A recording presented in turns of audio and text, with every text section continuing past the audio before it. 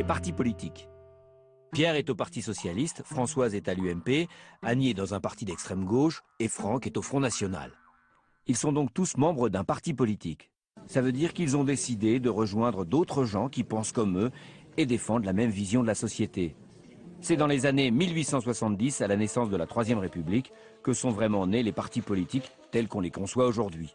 Avant, les ouvriers se réunissaient dans des organisations ouvrières, les paysans défendaient leurs intérêts, comme les nobles ou les bourgeois, chacun de leur côté, et les mandats électifs se disputaient entre personnalités influentes et notables locaux en fonction de leur respectabilité.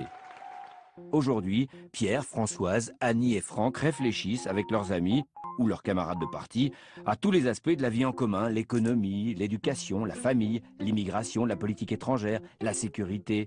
Ce sont donc les partis politiques qui sont chargés d'organiser et d'exprimer la diversité de la volonté populaire. Ils doivent recueillir les besoins, les volontés, les aspirations de la population pour les transformer en propositions concrètes. Ces propositions sont élaborées par les responsables des partis, par les militants parfois aussi, et sont rassemblées dans des programmes lors des différentes élections.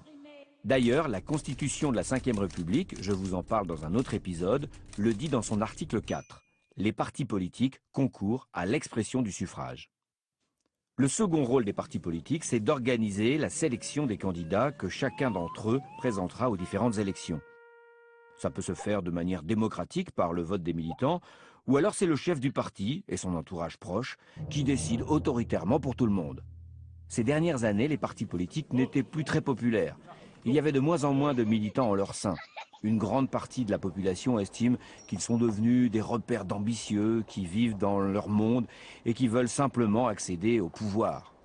Pour remédier à cette défiance, les partis politiques ont décidé de s'ouvrir et organisent maintenant des élections primaires ouvertes à tout le monde pour désigner leurs candidats aux élections.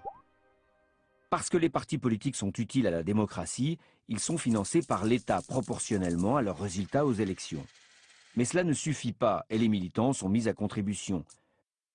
Pierre, Françoise, Annie et Franck et leurs amis militants sont pour la plupart des passionnés qui donnent beaucoup de leur temps pour convaincre leurs concitoyens et faire vivre la démocratie. Certains sont surtout ambitieux et rêvent d'atteindre le pouvoir. Parfois, ils peuvent être les deux. C'est généralement ceux-là que l'on retrouve députés, maires, ministres et bien sûr président de la République.